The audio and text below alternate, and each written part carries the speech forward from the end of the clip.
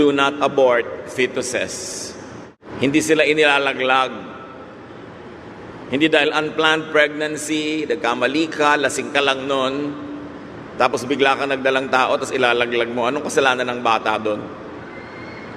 Sabi po ng maraming mga dalubhasa, maliit na fetus pa lang yung bata sa loob ng sinapupunan, nakakadama na kung wanted siya or not.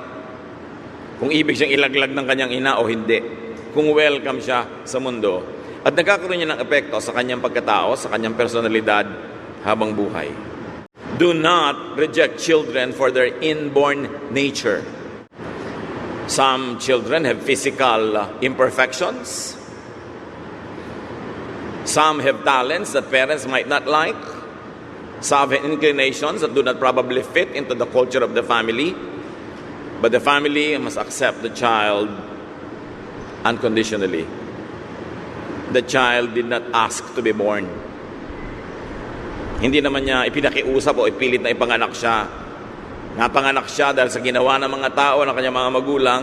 Therefore, ang mga magulang ang kauna-unahang dapat tumatanggap ng walang patakaran sa bata. Do not reject children for their inborn talent or lack of it. For inborn physical attributes. Minsan, kamukha nung kapitbahay mong naiinis ka na rin sa anak mo. Minsan, kamukha ng biyanan mo para silang pinagbiyak na yoyo.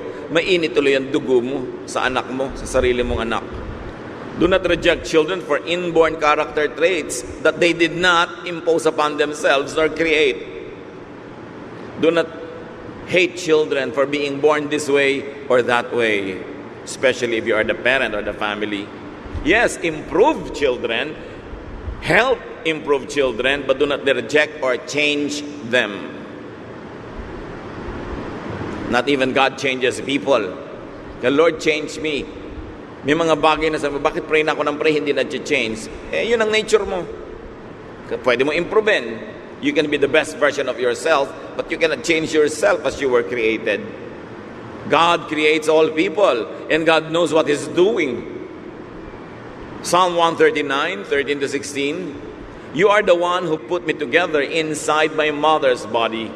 So you are the one, not anyone else. You, O God, are the one who put me together inside my mother's body. You created me. You decided which genes from which grandparents will go into my body and my personality. You decided the mix, not me. God, you do it. And sabi niya sa verse 14, and I praise you because of the wonderful way you created me. Everything you do is marvelous. Of this I have no doubt. Nothing about me is hidden from you. I was secretly woven together deep in the earth below. But with your own eyes, you saw my body being formed. Even before I was born, you had written in your book everything I would do. So ang sinasabi dito ng mga awit, pinupuri kita o Diyos dahil sa kagilagilala sa paraan mo ako nilikha. Walang nasa aking pagkatao na lingid sa iyo. Kayo po ang lumikha sa akin nung tahimik pa lang akong nabubuo sa mahiwagang lugar.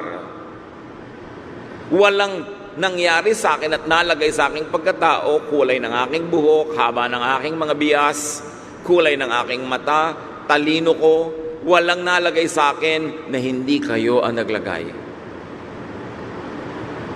At dahil dyan, dahil kayo ang naglagay ng mga ganito, para na rin inilagay nyo ang mangyayari sa buhay ko. Dahil siyempre, kung binigyan mo ko ng talent sa music, well, magiging musician ako. Liba na lang sobra kung pigilin yun o pigilin ng iba.